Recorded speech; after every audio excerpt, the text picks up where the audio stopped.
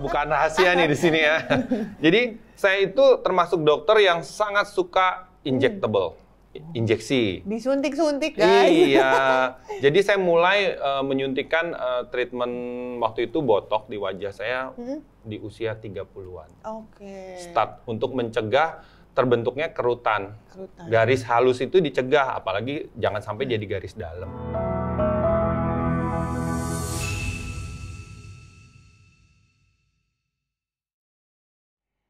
Lovely people, senang banget ketemu lagi. Dan kali ini saya, Reisa Brota Asmoro, bakalan ngebahas tentang sesuatu yang menjadi concern banyak orang nih, yakni seiring dengan bertambahnya usia, tubuh kita kan pasti menunjukkan berbagai perubahan, termasuk munculnya tanda-tanda penuaan. Tuh ada yang udah ngerasain belum nih? Tahu-tahu muncul garis-garis halus di bawah mata, keriput-keriput, sampai ada flek-flek gitu di kulit. Wah, dan ini kan biasanya membuat ya sebagian orang jadi nggak percaya diri. Terus jadinya kan pengennya tetap glowing, tetap kinclong gitu ya, awet muda. Dan tentunya banyak orang yang akhirnya pengen berubah nih. Nah makanya saya pengen bahas lebih lanjut gimana sih sebenarnya perawatan kulit yang benar yang sebaiknya dilakukan sejak dini agar kita bisa meminimalisir terjadinya penuaan. Dan supaya penuaan itu nggak cepet datangnya. Kalau bisa sih nanti aja atau nggak datang. Oh nggak ya, pasti datang ya.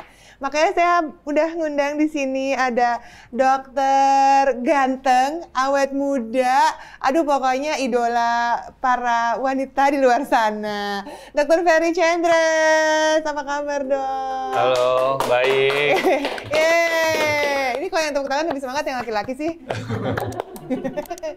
Tunggu, tadi kita baca dulu gelarnya Dr. Ferry. Dr. Ferry Chandres M. Biomed. Nah, apa tuh dok M. Biomed?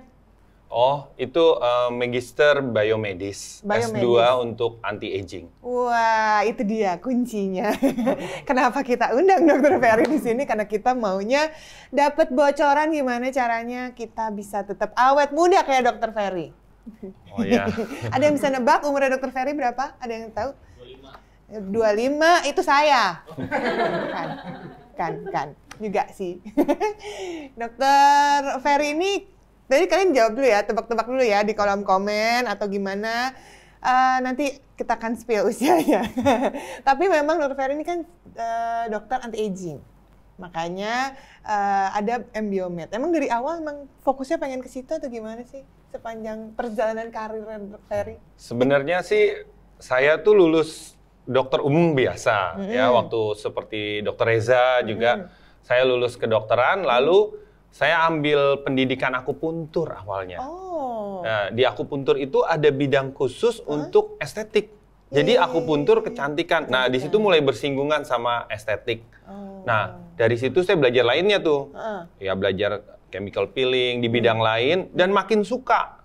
Akhirnya terjun di ambil S2 di Udayana anti-aging. Jadi M. Biomed, Magister Biomed. Wah, tapi memang kalau kita ngomongin anti-aging, kaitannya sama kecantikan ya? Sama estetik ya? Anti-aging itu luas sebenarnya, menaungi semuanya termasuk kecantikan. Nah, kecantikan ini kan bidang yang seksi, bidang yang banyak sekali peminatnya dan termasuk saya suka bidang ini. Nah, termasuk diaplikasikan ya? Termasuk dikerjakan sendiri jadinya. Makanya akhirnya buka klinik estetik, klinik kecantikan istilahnya. Betul. Ya. Terkenalnya tuh kliniknya Dr. Ferry ini dengan anti-agingnya memang. Dan ini apa aja dok yang ada di sana, apa yang dinaungi di kliniknya? Sebenarnya di klinik anti-aging itu sebenarnya kita bertemu dengan orang-orang sehat ya kan, ceritanya ini bukan rumah sakit tapi klinik anti-aging. Orang yang mau membuat penampilannya tuh kalau bisa yang tadi dokter ngomong. Agingnya nggak bisa di stop nih, tapi diperlambat selambat-lambatnya gitu ya. Jangan sampai kelihatan ya. Betul. Atau jangan sampai bikin kita jadi tua lebih dini. Iya, betul. Salah satu tujuannya yaitu membuat kita lebih quality of life-nya jadi bagus, jadi kelihatan sehat. Dan tercermin dari kulit yang sehat tuh orangnya sehat gitu. Nah, jadi seberapa penting sebenarnya anti-aging untuk kulit kita? Nah, itu tadi yang saya bilang. Sebenarnya penting sekali dok, karena kan penampakan luar yang dilihat orang ini kalau kita mengurangi tanda-tanda penuaan akan membuat orang lihat, oh orang ini sehat. Pertama sehat, kedua lebih fresh, lebih percaya diri. Jadi ujung-ujungnya yang kita sebut quality of life-nya bagus, gitu. Dan sebagai organ terbesar ya dalam tubuh kita ya. Yang paling dipamerin kalau selfie kan wajah, jadi wajahnya yang dirawat gitu. Iya benar-benar. Tapi makin banyak loh sekarang orang yang akhirnya concern ke situ, termasuk pria. Karena ternyata bermanfaat selain untuk diri sendiri, berinteraksi dengan orang lain, termasuk untuk karir. Mungkin punya pengalaman dok, ada pasien atau ada rekan gitu, yang akhirnya kok jadi nggak cuma wanita nih, pria-pria juga banyak nih, mulai concern ke situ. Saya setuju, belakangan ini porsi pasien pria itu bertambah, karena medsos di mana-mana orang tahu, oh ternyata kalau punya kerut itu kelihatan tua, nggak bagus. Ternyata bisa di-treatment oleh kepada wanita maupun kepada pria. Kan nggak hanya wanita yang menua, pria juga menua kan? Iya dong, pastinya dong. Iya. Memang kalau dari kulit sendiri kan pasti akan yang paling mudah terlihat gitu ya, tanda-tanda penuaan. Di usia berapa biasanya? Kalau udah mulai muncul kerutan pertama gitu ya di wajah. Kayak cinta pertama ya, kerutan pertama. Jadi gini. Bahasnya sebenarnya. Jadi kalau dari ilmu anti-aging dok, penuaan itu dibagi 3. Fase 1, nah coba diperhatiin ya, fase 1 itu dari start umur 25 sampai 35. Nah nanti banyak yang protes nih dok, 25 masih kencang, iya, masih tapi fresh. Ini terjadi penuaan seluler di dalam, memang tidak ada tanda klinisnya. Karena tidak ada tanda klinis, orang menganggap fase 1 ini masih bagus memang, tapi penuaan sudah mulai. Wah, jadi harusnya udah perawatan tuh ya? Harusnya anti-aging ini adalah cabang ilmu preventif, pencegahan. Jadi harus dimulai sedini mungkin lebih baik. Fase 2 baru tanda klinisnya keluar di umur 35 ke atas. Nah, disitulah nanti akan mulai kerutan halus, di mana tiap orang nanti beda-beda. Ada yang cepat, ada yang lambat, tergantung perawatannya. Itu dok. Berarti sebaiknya kalau misalnya memang mau anti-aging gitu ya, dari mungkin remaja aja udah perawatan ya, sesuai dengan kulitnya ya, usia kulitnya. Iya, betul dok. Jadi namanya anti itu jadi kita preventif. Kalau orang dulu kan zaman saya kan ketahuan tua banget gitu ya.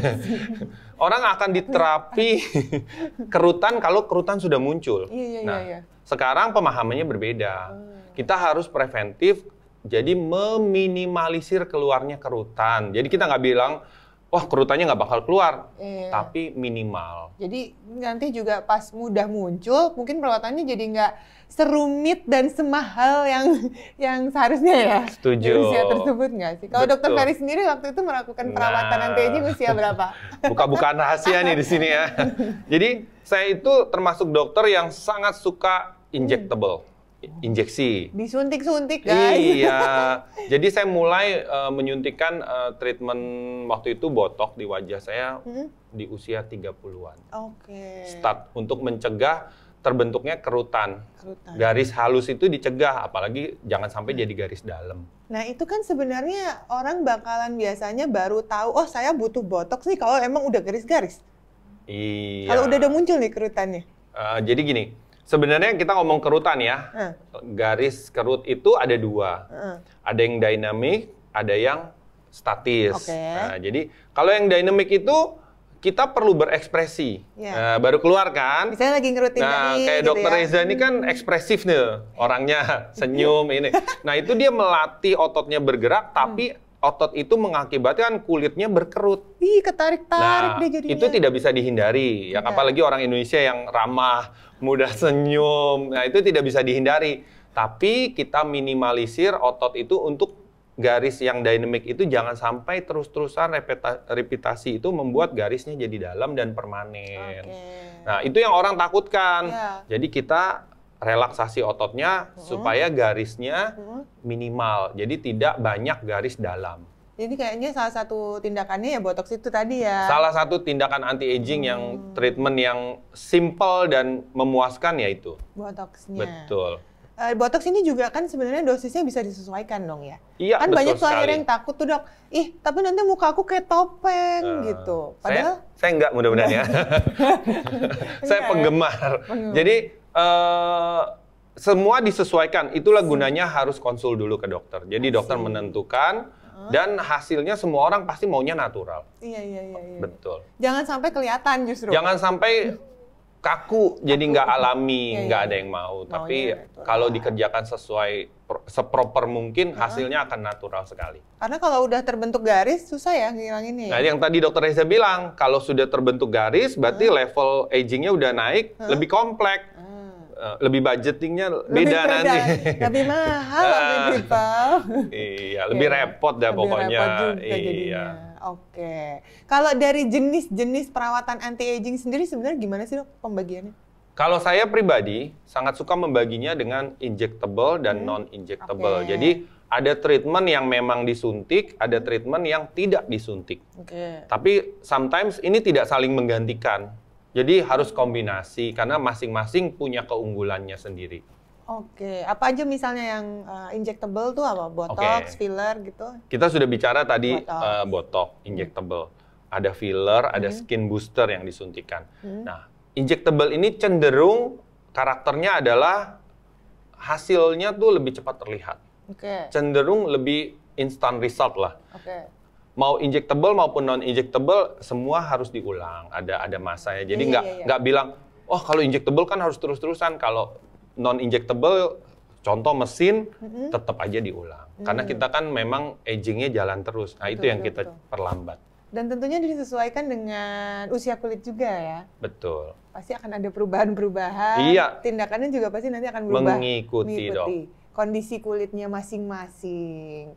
Oke, jadi kalau untuk menentukan perawatan anti-aging yang cocok buat jenis kulit kita gimana caranya? Nah, pertama kalau saya sih menyarankan ke dokter. Konsul ya? Konsul ya, karena tiap orang nanti punya permasalahan yang berbeda. Nah, permasalahan yang berbeda itu pendekatannya berbeda. Cuman kan kalau saya lihat sekarang, dok kalau disuntik nanti sakit. Tapi teknologi sekarang udah tidak berlaku tuh, beauty is pain. Nggak selalu beauty itu pain. Betul. Itu aja mau disuntik aja bisa disalep anestesi dulu, ya bisa, kan? Ada menggunakan needle khusus, ada bisa injektor mesin yang bikin bapak-bapak tuh berani disuntik. Atau yang dingin itu apa? Boleh, cooler ya kan? Udah banyak banget nih. Iya. Jadi nggak usah takut. Dan kalau misalnya memang mau perawatan kulit, seperti Dokter Ferry tadi bilang, harus konsul ke dokternya. Jangan ke tetangga. Nanti tetangga pakai apa, kita ikutin. Tapi biasanya mama ya, kalau lagi ada tanggal kembar, yang dicari perawatan kulitnya yang diskon aja gitu. Padahal belum tentu cocok kan. Makanya kadang-kadang suka bingung nih, kok dia cocok, di saya nggak cocok ya muka saya, jadi karena memang beda ya. Iya. Setiap orang. Jadi memang cocok-cocokan ya. Setiap masalah ada solusinya. Jadi kadang-kadang orang-orang suka latah kan, ih kamu pakai krim apa? Selama tidak kontraindikasi dengan dia, pasti hasilnya bagus. Tapi kalau kontra kan nanti, kok di dia bagus, di saya jelek. Iya, malah jadi gitu ya.